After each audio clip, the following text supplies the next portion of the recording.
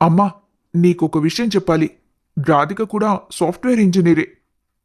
ఇంట్లో అందరూ సైలెంట్గా వరుణ్ వైపు చూస్తున్నారు. కాని ఏం మాట్లాడటం లేదు. అప్పుడు రాధిక ఇలా అంటుంది. ఏంటి వరుణ్, మీ ఇంట్లో అందరూ ఇలా సైలెంట్గా ఉండిపోయారు? నేను వస్తానని నువ్వీళ్ళకి చెప్పలేదా? ఆంటీ, ఏంటి అలా చూస్తున్నారు? నేను మీకు నచ్చలేదా? సుభద్ర ముఖం మాడిపోయింది. ఆమె వరుణ్ వైపు కోపంగా చూసింది. నచ్చడం నచ్చకపోవడం కాదు రాధిక. అసలు వరుణ్ నీ గురించి మాకు ఎప్పుడు చెప్పలేదు. సడన్గా ఇలా నిన్ను తీసుకొచ్చేసరికి నీతో ఏం మాట్లాడాలో మాకు అర్థం కావటం లేదు. అవునమ్మా, వరుణ్కి పెళ్లి చేద్దామని మేమొక ఆలోచనలో ఉన్నాం. ఇప్పుడు ఇలా నువ్వు వచ్చేసరికి మాకు షాకింగ్గా ఉంది. ఓ, అంటే వరుణ్కి ఇంకెవరితోనో పెళ్లి చేద్దామనుకున్నారా? ఐఎమ్ సారీ అంకుల్, వరుణ్ నావాడు. మేము గత 2 ఏళ్లుగా రిలేషన్లో ఉన్నాం. అయినా ఈ కాలంలో కూడా ఇంకా పెద్దవాళ్లు సంబంధాలు చూడడమేంటో నాకర్థం కాదు. It's a old fashion. Radhika మాటలకు రమణమ్మ గారికి ఒళ్ళు మండింది. ఆమె పాతకాలం మనిషైనా తిక్క కుదిర్చే మాటలు మాట్లాడటంలో దిట్ట. ఓల్డ్ ఫ్యాషన్ అంటే ఏంటమ్మా? అదే, ఈ పెళ్లి చూపుల తంతు అంతా పాతకాలం పద్ధతి. నేను చెప్పిన దాని అర్థం అంటే మీ నాన్న కష్టపడి సంపాదించిన సంపదని నువ్వు తేరగా అనుభవిస్తావు, కానీ మీ అమ్మా నాన్నలు చూసే సంబంధం మాత్రం నీకు పాత ఆచారంగా అనిపిస్తుంది. పెద్దవాళ్లు కనపడగాని గౌరవంగా నమస్కారం పెట్టాలని నీకెవరూ నేర్పలేదా? నమస్కారమా? ఇది 2026 అమ్మమ్మా. జస్ట్ హాయ్ హలో చెప్పడం నాకైతే ఓకే, కానీ నాకు వంగి వంగి దండాలు పెట్టే ఓపిక నాకు లేదు. ఆ మాత్రం ఓపిక లేకపోతే ఎలాగమ్మా? రేపొద్దున సంసారం చేయాలన్న ఓపిక కావాలి. అయినా వరుణ్ గాడు నిన్నెలా ఇష్టపడ్డాడో ఏంటో నాకైతే అర్థం కావటం లేదు. నీ నోరు తెరిస్తే ముత్యాలు రాలుతాయనుకుంటే నువ్వేమో ముళ్ళే విసురుతున్నావు. రాధికకి రమణమ్మ మాటలు సూటిగా తగిలాయి. ఆమె ముఖం ఎర్రబడింది. వరుణ్, చూడు మీ నాన్నమ్మ ఎలా మాట్లాడుతుందో. నేనేదో నువ్వు పిలిచావని, మీ వాళ్లందర్నీ నువ్వు నాకు పరిచయం చేస్తావని వస్తే మీ నానమ్మ నన్ను ఇలా ఇన్సల్ట్ చేస్తారా? Radhika, please cool. గ్రానీ తన మనసులో ఏం పెట్టుకోదు, అలా ఓపెన్గా మాట్లాడేస్తుందంతే. రాధిక, నువ్వు మా నానమ్మ మాటల్ని సీరియస్గా తీసుకోకు. పద, మనం కాసేపు బయటికి వెళ్దాం. అక్కడే రాధిక ఉంటే సిచ్యువేషన్ సీరియస్ అవుతుందేమో అని గ్రహించిన వరుణ్ తనని తీసుకుని బయటికి వెళ్ళిపోయాడు. వాళ్లు బయటకు వెళ్ళగానే, ఏంటండి ఇది? వరుణ్ ఇలా చేస్తాడని అస్సలు ఊహించలేదు. పాపం అనురాధ. ఆ పిల్ల మన కంపెనీని కాపాడింది, మన ఇంటి గౌరవాన్ని నిలబెట్టింది. నేను మన కోడలి స్థానంలో అనుని ఊహించుకున్నాను. ఇప్పుడు వాడా రాధికని పెళ్లి చేసుకుంటానంటున్నాడు. వాడిలా రాధికని ఇంటికి తీసుకురావటం నా మనసుకి ఎందుకో నచ్చడం లేదు. ఇప్పుడేం చేద్దామండి? ఇక మనమేం చేస్తాం సుభద్ర? వాడు పెద్దవాడయ్యాడు, వాడి నిర్ణయాలు వాడే తీసుకుంటున్నాడు. కానీ ఆ అమ్మాయిని చూస్తుంటేనే నాకు భయంగా ఉంది. తన మాటల్లోనే తన గర్వం కనిపిస్తుంది. ఆ అమ్మాయిని నమ్మి వీడు ఎంత దూరం వెళ్తాడు? ఆ అమ్మాయి వల్ల మన ఇంట్లో ఇంకెన్ని గొడవలు జరుగుతాయో. వీళ్ళిలా మాట్లాడుకుంటూ ఉండగా అనురాధ గదిలో ఏడుస్తూ ఉంటుంది. తన మనసులో ఉన్న వరుణ్ ఇప్పుడు మరొక అమ్మాయితో ఇంటికి రావటం తన మనసు ఒప్పుకోవటం లేదు. అనురాధ తన మనసులో అప్పుడిలా అనుకుంటుంది. వరుణ్ బావని ప్రేమించి తప్పు చేశానా? లేక నా ప్రేమని వరుణ్కి చెప్పడంలో ఆలస్యమైందా? ఎందుకు ఎంతలా నా మనసు వరుణ్ని కోరుకుంటుంది? వరుణ్ మంచివాడనా? కల్మషం లేనివాడనా? నా బావానా? అసలు నాకు నేనే అర్థం కావటం లేదు. కాసేపటి వరకు ఈ ఇల్లు నేను కోడలిగా అడుగుపెట్టబోయేదే, నా కుటుంబంది అనుకున్నాను. కానీ ఇప్పుడు రాధికని బావ ఇంటికి తీసుకురావడంతో నేను ఈ ఇంట్లో ఒక పరాయిదాన్నైపోయిన ఫీలింగ్ నాకు కలుగుతుంది. అనురాధ తన ఆలోచనలో తానుండగా సుభద్ర అనురాధ గదిలోకి వచ్చింది. అను, ఏడుస్తున్నావా తల్లి? అత్తయ్య, రా కూర్చో. బావ రాధిక ఇంకా ఇంట్లోనే ఉన్నారా? లేదను, ఇప్పుడే బయటికి వెళ్ళిపోయారు. రాధిక కూడా సాఫ్ట్వేర్ ఇంజనీర్ అని చెప్పాడు, కానీ వాడికి అసలు బుద్ధి లేదు. ఆ రాధికని ఎలా ఇష్టపడ్డాడో ఏమో మాకస్సలు అర్థం కావటం లేదు. ఆ రాధిక మాటలు చూసావాను? ఎంత పొగరు దానికి! మన ఇంటికి వచ్చే కోడలు పద్ధతిగా ఉండాలి, కానీ ఇలాంటి గడుగ్గాయి వేషాలు వేస్తే మన ఇల్లు నరకమవుతుంది. అత్తయ్య, బావ రాధికని ఇష్టపడ్డాడు కదా, ఇంకా మనమేం చేయగలం? బావ సంతోషంగా ఉంటే అదే చాలు కదా మనందరికీ. అను, నిన్నొక విషయం సూటిగా అడుగుతాను, అబద్ధం చెప్పకూడదు. నీకు వరుణ్ అంటే ఇష్టమే కదా? చెప్పు తల్లి, నీ మనసులో ఏముందో చెప్పు. నీ కళ్ళు నిజం చెప్తున్నాయి. నువ్వు మా కోడలివి కావాలని మేము కూడా ఎంతో ఆశపడ్డాం. ఇప్పటికైనా నీ మనసులో ఉన్న నిజం చెప్పు. అదేం లేదత్తయ్య. బావని నేను మంచి ఫ్రెండ్గానే చూస్తున్నానత్తయ్య. నాకు బావ పైన ఉన్నది అభిమానం మాత్రమే.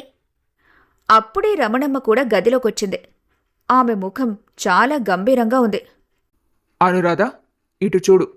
మాతో కూడా మాట దాటవేస్తావా?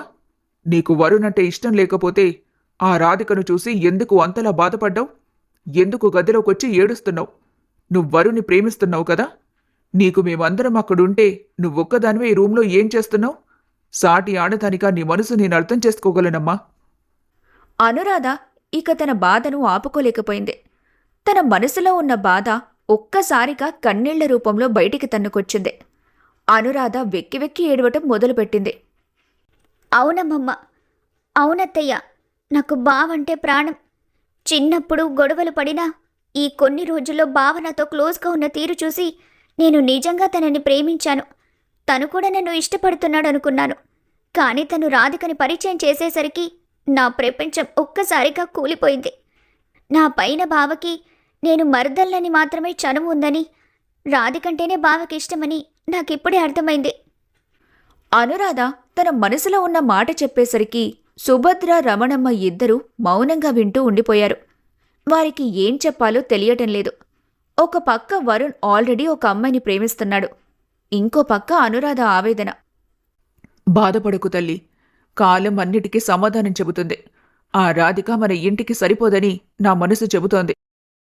అలా ఓదార్పు కోసం రమణమ్మ, సుభద్ర అనురాధతో కొన్ని మాటలు చెప్పారు. కాని ఆ రాత్రి అనురాధకి నిద్రపట్టలేదు. వరుణ్కి వేరే అమ్మాయంటే ఇష్టమనే విషయమే తనని ఏ పని చెయ్యనివ్వట్లేదు. ఒక్కసారిగా తన ప్రపంచం ఆగిపోయినట్టు అనురాధ ఫీలైంది. ఇక వరుణ్ తన వాడు కాదని తెలిసి కూడా అక్కడ వరుణ్ణి చూస్తూ ఉండలేను కదా అని తన మనసులో అనుకుంది అనురాధ.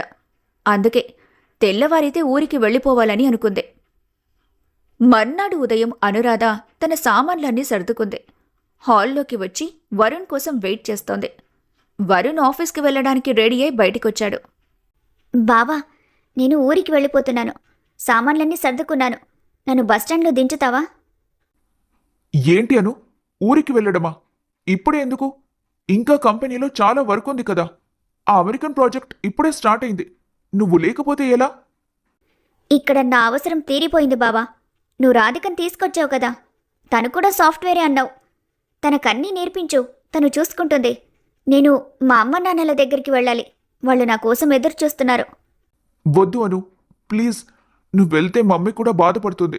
రాధిక వస్తుంది కానీ నీలాగా కంపెనీ విజన్ తనకి తెలియదు కదా. ఇంకొన్ని రోజులుండు. బావా, అర్థం చేసుకో. నేనిక్కడ ఉండలేను. నా ఊరికి వెళ్ళాలనుంది. నన్ను బలవంతం చేయకు. రమణమ్మ కూడా అక్కడికొచ్చింది.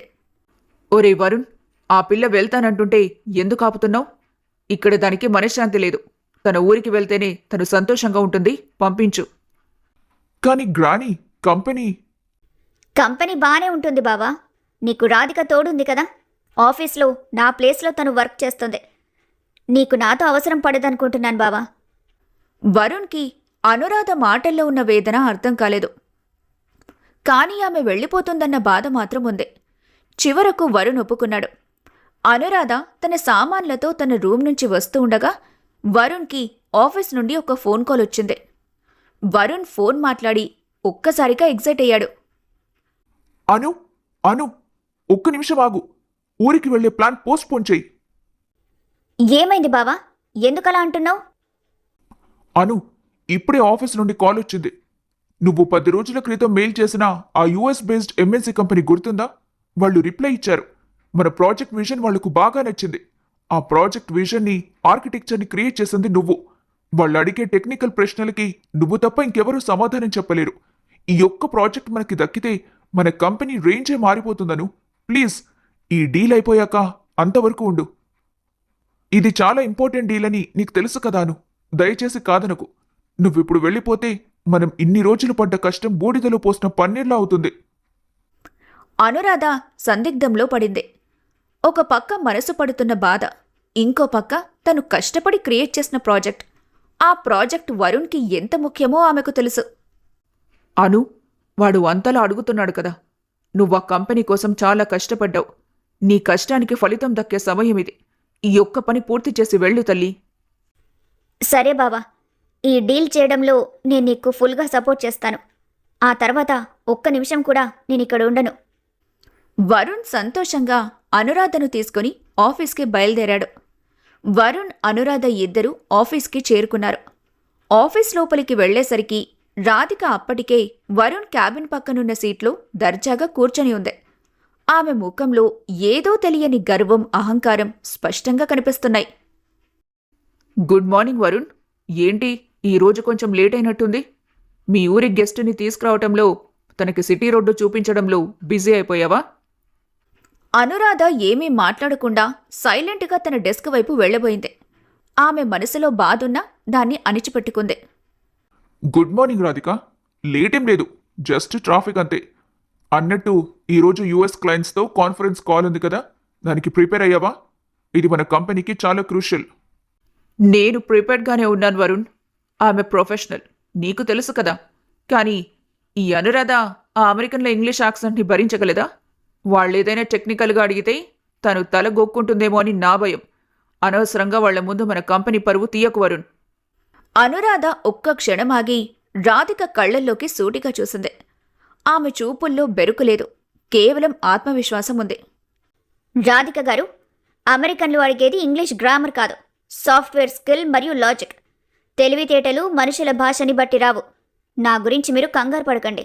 ముందు ఆ ప్రాజెక్ట్ మాడ్యూల్స్ మీరు ఒకసారి చూసుకుంటే మంచిది. నువ్వు నాకు చెప్పేదేంటి? I know my work. Varun, పద, కాన్ఫరెన్స్ రూమ్కి వెళ్దాం. ఈ డీల్ మనమే క్లోజ్ చేయాలి. తను జస్ట్ వెనుక కూర్చొని వింటే చాలు. ముగ్గురు కాన్ఫరెన్స్ రూమ్లోకి వెళ్లారు.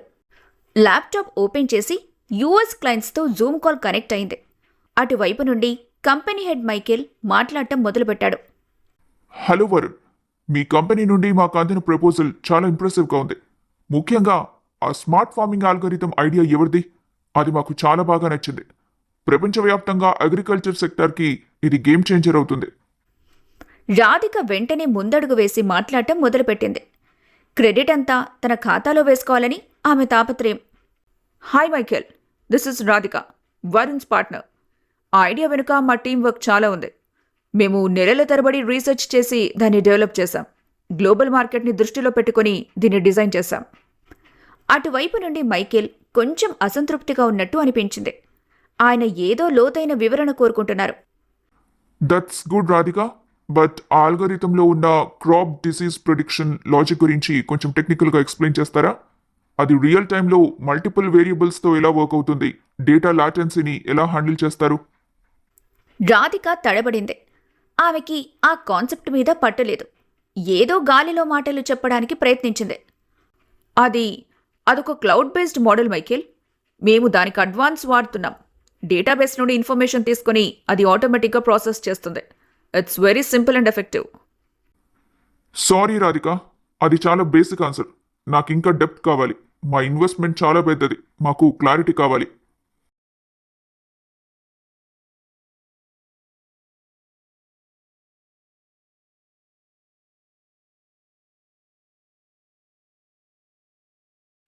Michael, this is Anuradha. మీరు అడిగిన క్రాప్ ప్రిడిక్షన్ లాజిక్ అనేది ఇమేజ్ రికగ్నిషన్ మరియు సాయిల్ మైక్రో సెన్సార్ డేటాను రియల్ టైంలో సింక్ చేస్తుంది. మేము వాడిన లాజిస్టిక్ రిగ్రెషన్ ఫార్ములా వల్ల రైతులకు 95% ఖచ్చితత్వంతో చీడపీడల సమాచారం అందుతుంది. దీనివల్ల వాళ్ళకి పెట్టుబడి ఖర్చు 40% తగ్గుతుంది. మేము ప్రతి సెకండ్కి లక్షల డేటా పాయింట్స్ని అనలైజ్ చేసేలా బ్యాక్ అండ్ ఆర్కిటెక్చర్ని బిల్డ్ చేశాం. This is not just software, this is a life line for farmers. Anuradha తర్కం, ఆమె వివరించిన విధానం, ఆ టెక్నికల్ డీటెయిల్స్ చూసి మైకేల్ ముఖం వెలిగిపోయింది.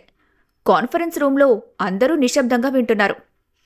Excellent Anuradha, your vision is crystal clear. నువ్వు సాఫ్ట్వేర్ని ఒక ఇంజనీర్లా మాత్రమే కాదు, ఒక రైతు బిడ్డలా కూడా ఆలోచించి డిజైన్ చేశావు. మాకు ఇలాంటి డీటెయిల్డ్ అప్రోచ్ కావాలి. Varun, we are okay with this deal. మేము ఈ డీల్ కన్ఫర్మ్ చేస్తున్నాం. మీకు 3 నెలల టైం ఇస్తున్నాం. ఈ ప్రాజెక్ట్ని కంప్లీట్ చేసి ఇవ్వండి. అలా చెప్పి మైకేల్ కాన్ఫరెన్స్ని క్లోజ్ చేశాడు. మైకేల్ అలా చెప్పగానే వరుణ్ ముఖం ఆనందంతో నిండిపోయింది. ఆఫీస్ ఎంప్లాయీస్ అందరూ చప్పట్లు కొట్టారు. వావ్ అనురాధ మేడం, మీరు మాట్లాడేటప్పుడు మాకు గూస్ బంప్స్ వచ్చాయి. అసలు ఆ ఓనర్ని అలా ఆన్సర్స్తో బుట్టలు పడేశారేంటి? అవును మేడం, మీరు లేకపోతే ఈ డీల్ ఖచ్చితంగా మిస్ అయ్యేది. రాధిక మేడం చెప్పిన దానికి ఆయన అస్సలు సాటిస్ఫై అవ్వలేదు. రాధిక ముఖం మాడిపోయింది. ఆమెకి తన పరువు అందరి ముందు పోయినట్టు అనిపించింది.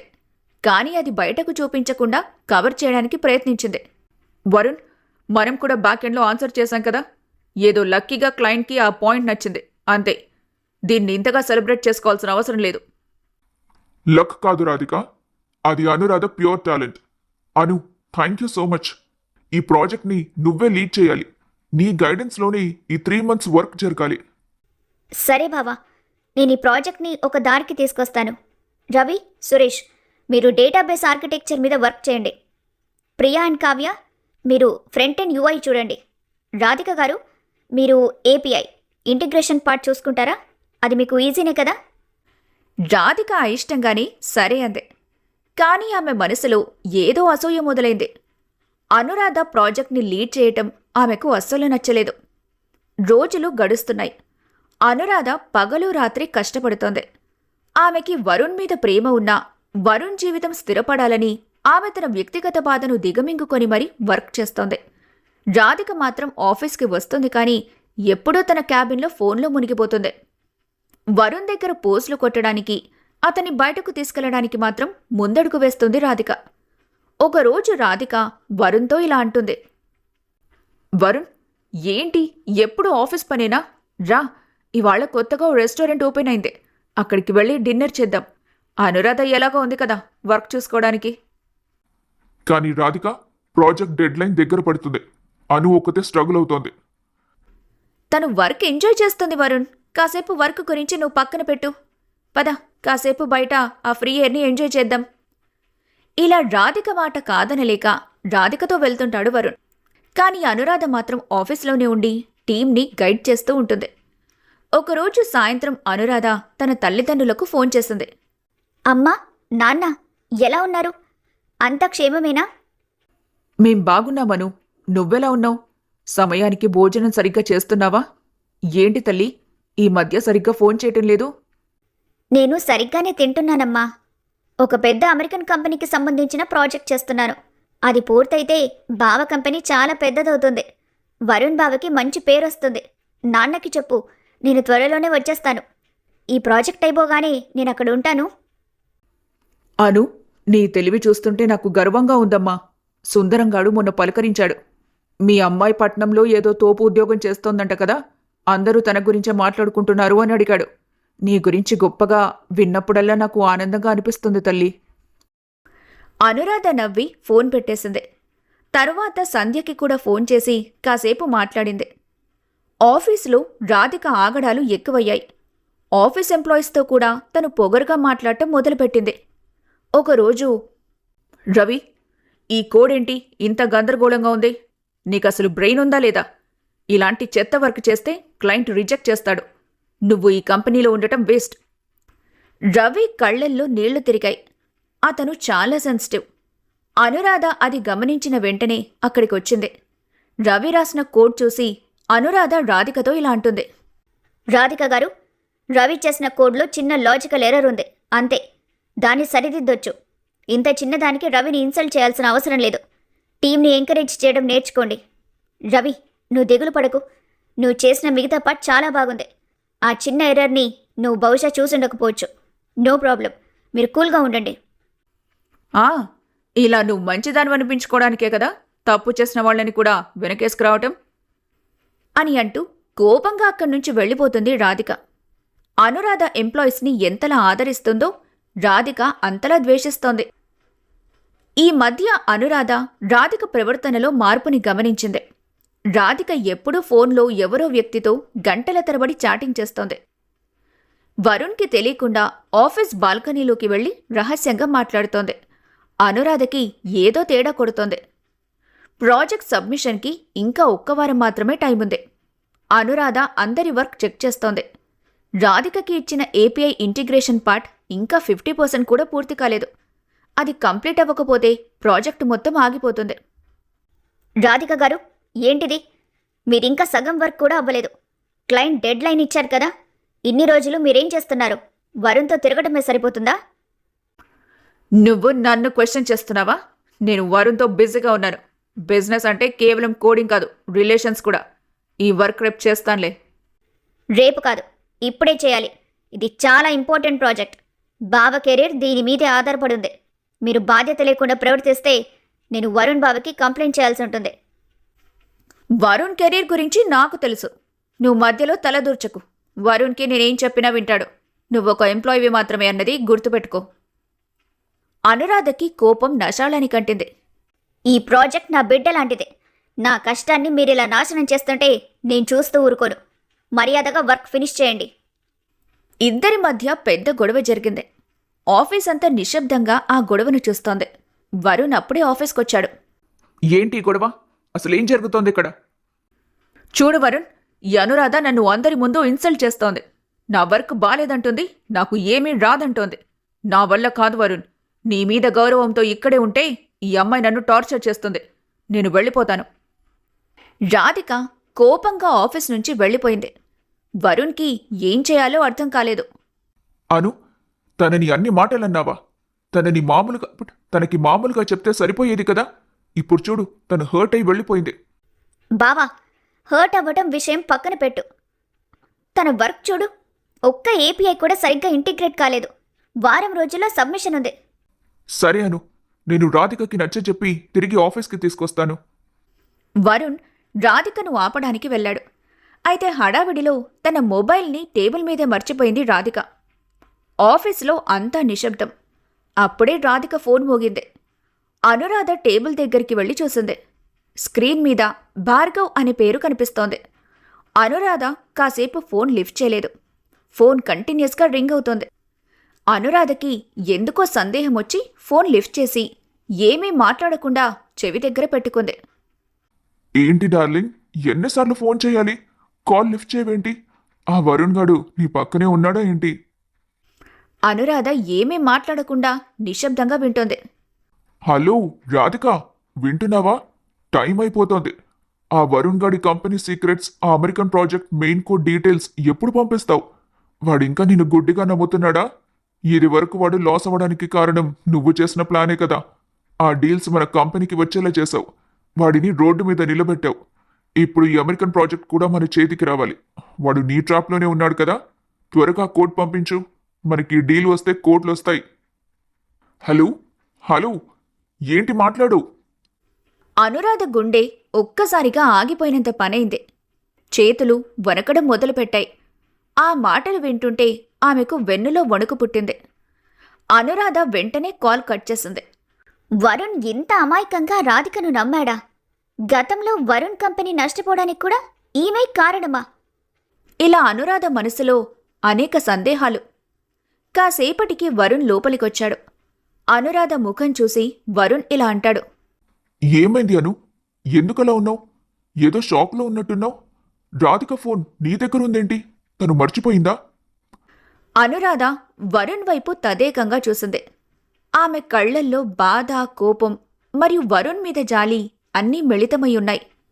వరుణ్కి ఈ నిజాన్ని ఎలా చెప్పాలి? ప్రాణం కంటే ఎక్కువగా నమ్మిన వ్యక్తి ఇలాంటి మోసగత్య అని తెలిస్తే వరుణ్ ఏమైపోతాడు? బావా, నీకొక భయంకరమైన నిజం చెప్పాలి. నువ్వు ప్రాణం కంటే ఎక్కువగా నమ్ముతున్న రాధిక నిన్ను నట్టేట ముంచాలని చూస్తోంది. తను నీ గర్ల్ ఫ్రెండ్ కాదు బావా. నిన్ను నాశనం చేయడానికి నీ పక్కనున్న శత్రువు. ఇది విన్న వరుణ్ ముఖం తెల్లబారిపోయింది. అను, ఏం మాట్లాడుతున్నావు? రాధిక నిన్ను తిట్టిందని నువ్వు తన మీద అబద్ధాలు చెప్తున్నావా? ఇది నీకు పద్ధతి కాదు. అబద్ధం కాదు బావా. ఇదిగో ఈ ఫోన్కి ఇప్పుడే భార్గవ్ అనే వ్యక్తి కాల్ చేశాడు. అతనే మన కంపెనీ రహస్యాలు అడుగుతున్నాడు. అప్పుడు ఏం చెయ్యాలో వరుణ్కి అర్థం కాలేదు. భార్గవ్కి రాధికకి ఉన్న అసలు సంబంధం ఏంటి? వరుణ్ గతంలో నష్టపోవడానికి రాధికే కారణమా? అనురాధ ఈ నిజాన్ని వరుణ్కి ఎలా ప్రూవ్ చేస్తుంది? అమెరికన్ ప్రాజెక్ట్ని అనురాధ ఇన్ టైంలో పూర్తి చేసి కంపెనీని కాపాడుతుందా? రాధిక వేసిన ఈ ఎత్తుగడులను అనురాధ చిత్తు చేస్తుందా? వీటన్నింటికీ సమాధానం తెలియాలంటే ఎపిసోడ్ 4 వరకు ఆగాల్సిందే.